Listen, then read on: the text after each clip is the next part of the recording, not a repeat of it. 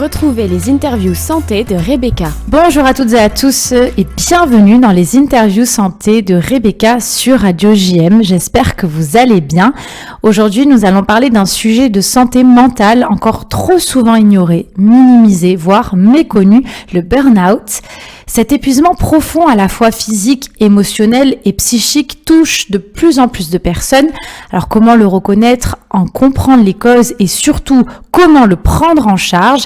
Et si ce mal-être professionnel nous révélait quelque chose de plus profond, un désalignement avec notre métier, notre vie, nos choix. Pour répondre à ces questions, j'ai le plaisir de recevoir Charlotte qui vient de publier un livre essentiel qui est ici. Dois-je changer de métier pour être alignée avec mes besoins? Bonjour Charlotte. Bonjour Rebecca. Merci d'être avec moi aujourd'hui sur le plateau de Radio JM. Alors, je précise que vous êtes intervenue dans mon émission Histoire de femmes pour mieux connaître votre parcours, un podcast que vous pouvez retrouver sur Spotify. Aujourd'hui, j'aimerais que l'on se concentre sur votre livre et les réflexions qu'il soulève. Alors, pourquoi ce besoin de poser cette question? Faut-il changer de métier pour être aligné avec soi-même? Avec ses besoins. Avec ses besoins. Soi-même, ses besoins. Parce que ça va là, justement, ça va au-delà d'être soi-même. En fait, en 2019, j'étais directrice marketing, je vivais à Paris, j'étais en CDI, j'allais me marier avec le père de mes enfants avec qui j'étais depuis 14 ans. Et mon corps m'a hurlé dessus, j'ai fait un burn-out. Et suite à ce burn-out, c'est là où j'ai eu l'idée de créer Pourquoi pas moi. Et grâce à tout ce travail que j'ai entrepris, notamment grâce au podcast que j'ai créé où j'interviewe tous les 15 jours des personnes qui sont alignés à leur place, je me suis rendu compte qu'en fait, une des raisons pour lesquelles j'ai fait un burn-out et une des raisons pour lesquelles on fait un burn-out, c'est parce qu'on n'est pas aligné avec ses besoins. Et quand je parle de besoins, je l'ai décomposé en un acronyme qui est le B, le B de but, parce que si on n'a pas de but, on n'a pas d'objectif et donc on s'épuise. Le E d'énergie, parce que quand on a fait un burn-out, on se rend compte à quel point en fait l'énergie c'est quelque chose de vital. Le S de sens, parce que quand on n'a pas de sens dans notre vie, eh bien, on se sent mal et vraiment il y a quelque chose dans notre cerveau qui fait que notre cerveau est en permanence à la recherche de sens. Et si on n'a pas de sens dans notre vie, notre corps va nous parler très fort. Le E d'optimisme, parce qu'on a besoin d'avoir de l'optimisme dans notre vie pour pouvoir aller détecter les opportunités. Le I d'impact, donc être aligné avec notamment ses talents, avoir le sentiment d'être impactant, c'est quelque chose qui est très important pour se sentir bien dans sa vie. Et le N des non négociables qui sont notamment l'alimentation, le sommeil, l'activité physique, mais aussi le respect des valeurs et de son équilibre vie pro, vie perso. Pour entrer dans le cœur du sujet, donc comment définiriez-vous le burn-out ? Qu'est-ce qui le distingue d'une simple fatigue passagère ou d'un stress intense ? Alors déjà le burn-out, ce qui est hyper important de savoir, c'est que ça n'est pas une maladie au sens de l'OMS, hein, c'est un syndrome. Et dans le burn-out, il y a plusieurs étapes. La première étape, ça va être ce qu'on appelle les prémices. C'est on tire un peu sur la corde. On continue, on se dit, on s'évertue, on continue. Et puis à un moment donné, arrive ce qu'on appelle le burn-in. En fait, c'est le moment où on s'enfonce progressivement. Et en fait, le burn-in, je le décris souvent comme avec des petites vagues, en fait, ou comme un escalier, si tu veux, un escalier qui descend. Ce qui fait que dans la notion de vague, tu as ce côté aussi, ça remonte. Parce qu'il y a des jours où tu vas te lever et tu vas te dire, j'en peux plus, je suis au bout de ma vie, j'ai plus de force, je n'en peux plus. Et puis, il y a des jours où tu vas te lever en disant, ah c'est bon, tu retrouves un peu de dopamine qui va te rebooster, qui va dire ah ça va, en fait c'était juste un petit coup de mou. Jusqu'au jour en fait où il y a le barrage qui va littéralement se briser et là c'est le burn-out. Ce qu'il faut comprendre dans la différence entre un simple moment de fatigue ou un burn-out, c'est qu'il y a vraiment, c'est des troubles. Pour être sûr de n'en oublier aucun, j'ai pris la petite liste. Je rentre de vacances ce matin après 10 jours de vacances, donc mon cerveau s'est bien mis en pause. Et du coup, je voulais pas en oublier. Le syndrome du burn-out, c'est l'épuisement émotionnel. Donc, c'est vraiment ce truc où tu n'es plus capable de gérer tes émotions. Chaque chose va faire déborder le vase. Il y a l'épuisement aussi cognitif en fait, donc tu vas avoir des vrais problèmes d'attention, de mémoire, de concentration. Donc souvent il y a des personnes qui me disent non mais là je suis en burn-out, j'arrive plus à faire des tâches. C'est normal en fait, ça fait vraiment partie du syndrome. Ensuite il y a un épuisement comportemental. En fait clairement, on supporte plus rien, on est hyper irrité, hyper irritable. On a un épuisement vraiment physique. En fait, notre corps n'a plus d'énergie. Il est littéralement vidé de toute énergie. Et puis, un épuisement professionnel, en fait. Alors, ça peut être professionnel, maternel, mais il y a quand même plus de burn-out professionnel, de ce truc de « je n'en peux plus ». Donc justement, c'est pas lié que aux conditions de travail, ça peut être un signal d'un malaise qui est plus profond, voire existentiel. Alors le burn-out, il est toujours multifactoriel. Donc quelqu'un qui va t'expliquer moi j'ai fait un burn-out à cause de mon travail, oui mais pas que. C'est-à-dire que le burn-out, il est toujours lié à souvent un problème de reconnaissance. Donc la personne qui fait un burn-out va avoir envie d'en faire plus pour avoir le sentiment qu'on l'aime. Donc ce qu'il faut comprendre avec le burn-out, c'est que c'est vraiment le syndrome du trop. J'en fais trop, j'ai trop d'énergie, enfin vraiment ce côté de, tu sais, le candidat idéal dans une entreprise, ça va être le bon élève, la personne hyper investie, voilà, c'est le candidat parfait du burn-out parce que c'est la personne qui ne va pas se mettre de limites, d'où le fait d'écouter ses besoins. Et comment peut-on poser un diagnostic clair ? Quels sont les signaux que notre corps et notre mental nous envoient, mais que on ne sait toujours pas écouter ? Alors, les signes avant-coureurs, ils sont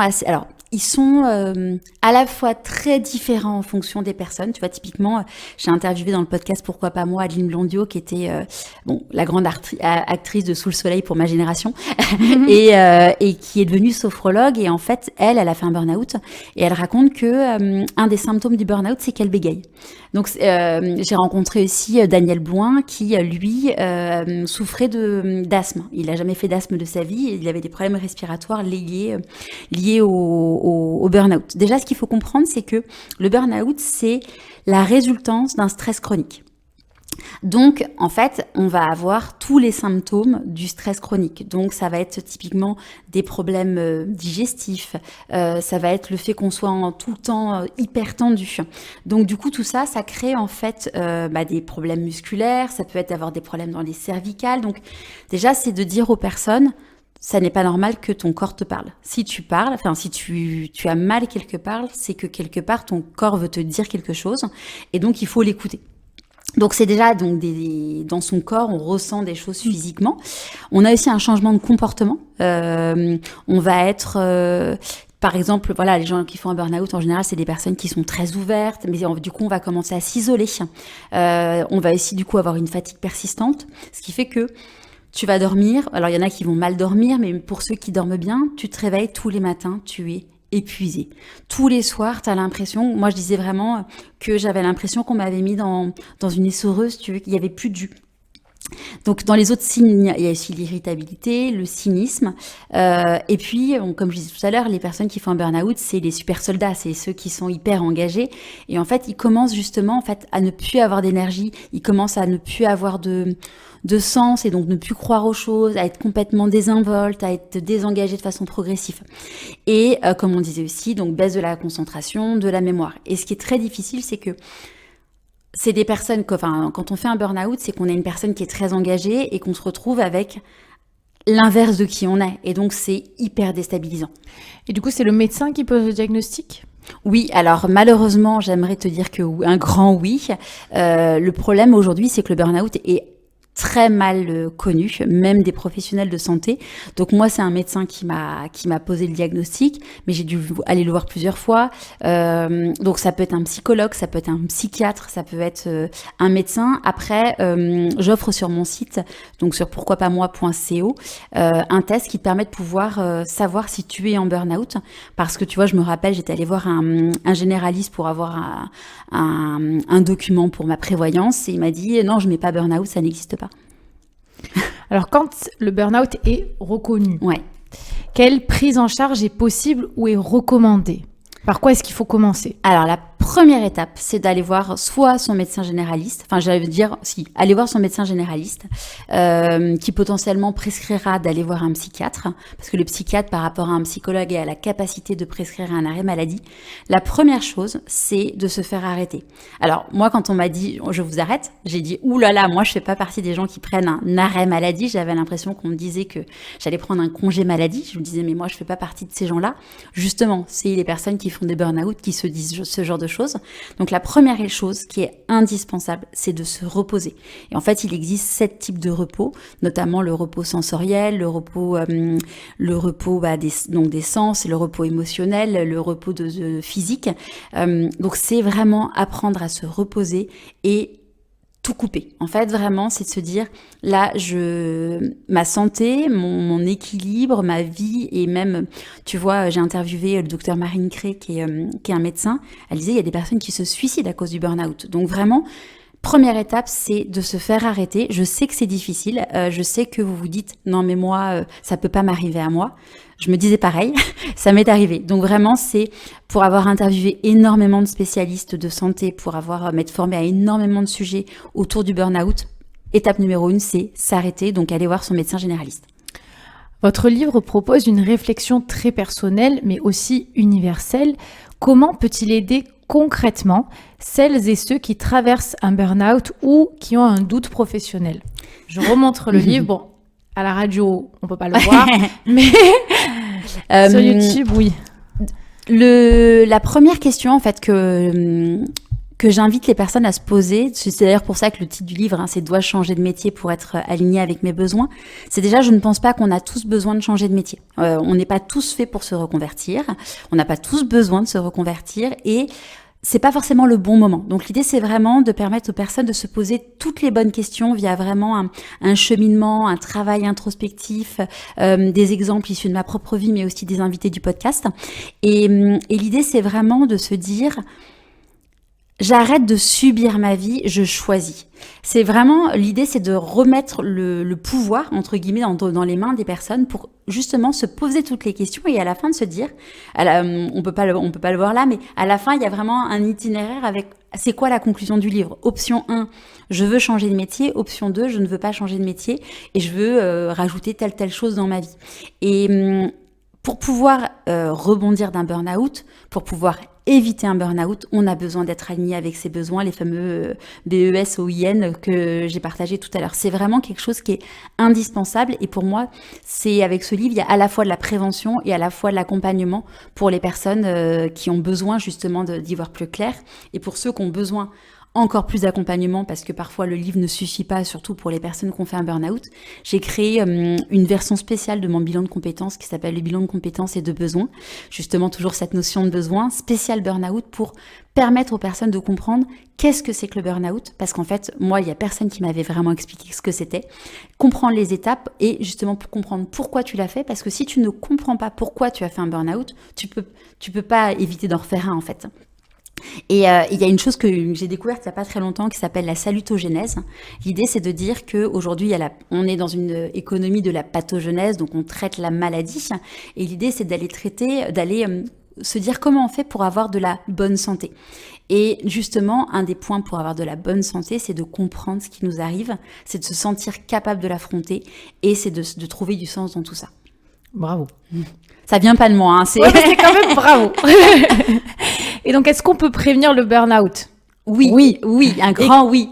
Et donc, les outils ou habitudes qui nous aideraient à rester en équilibre. Pour déjà l'alimentation. Ouais, alors, en fait, il faut comprendre du coup, donc, c'est que le burn-out, c'est plein de déséquilibres qui nous créent du coup du stress chronique. Donc c'est en effet l'alimentation, je pense que vous êtes bien placé pour le savoir. Manger sainement, c'est juste indispensable parce que ça va avoir un impact vraiment sur notre santé physique et notre santé mentale. Là, je vous disais, je viens de rentrer de vacances, pendant 10 jours, j'ai pas mangé correctement parce que j'ai pas eu l'opportunité de pouvoir manger correctement. Je le sens clairement sur mon état nerveux. C'est vraiment quelque chose de vraiment ça. Donc le sommeil aussi, on le dit, mais c'est vraiment quelque chose dont il faut prendre soin. L'activité physique, c'est pas forcément de se dire on n'est pas là pour préparer un marathon, c'est de faire des activités qui nous font du bien, qui nous reposent le corps, l'esprit. C'est aussi savoir mettre son cerveau en pause. En fait, quand on est en burn-out, on a l'impression d'avoir un essaim d'abeilles dans notre tête. Et donc, ce qui est hyper important, c'est d'avoir des moments de pause où, via de la méditation, il y a plein de choses. Ça peut être d'aller se promener en forêt si vous n'êtes pas un adepte des applis de méditation. Mais vraiment, ce moment de se dire, OK, je sais qu'il y a des moments dans la journée qui vont me prendre de l'énergie parce que c'est normal, parce qu'il y a une situation qui va nous stresser.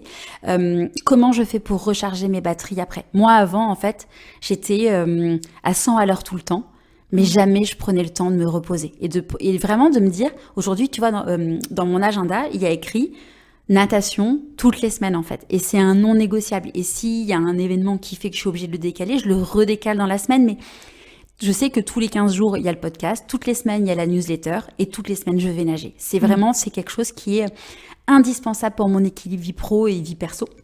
Donc, c'est aussi de dire aussi aux personnes vous avez des besoins, découvrez-les, parce qu'en fait, tant que vous ne les avez pas découverts, en fait, votre corps, il va vous forcer à les faire respecter, mais du coup, ça va se faire en violence, en fait. Tu sais, c'est comme quand on a son chéri qui nous dit tiens, on va faire un truc, mais on comprend pas trop son besoin derrière, on va le dire de façon agressive. Donc, quand je dis son chéri, ça peut être ses enfants, ça peut être son boss, qui sais-je. Mais donc, du coup, la clé, c'est découvrir quels sont vos besoins, respectez-les, et vous allez vous préserver du burn-out. Et donc pour celles et ceux qui nous écoutent et qui sentent que leur travail ne leur correspond plus, que leur énergie s'épuise, que leur sens se perd, qu'est-ce que vous leur diriez aujourd'hui ? Et on termine sur ça. J'ai envie de les inviter à lire le livre parce que du coup, forcément, ça va leur permettre de pouvoir répondre aux questions parce que il y a tellement de questions qu'on n'a jamais osé se poser. Il y a tellement de questions que on n'imagine même pas qu'on a le droit de se poser.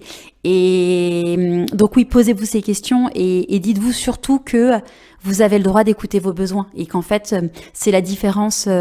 On dit souvent, quand on est dans un avion, de mettre le masque à oxygène à soi d'abord avant son enfant ou les personnes à côté de nous. C'est vraiment ça, c'est que si vous n'êtes pas vous n'êtes pas bien, vous ne pourrez pas être bien pour votre entourage pro et surtout perso. Et donc sur quoi on peut le trouver? Il est sur Amazon. Alors je redis, dois-je changer de métier pour être alignée avec mes besoins? Toutes les bonnes questions de Charlotte de Rosier, fondatrice de Pourquoi pas moi, experte rescapée du burn-out.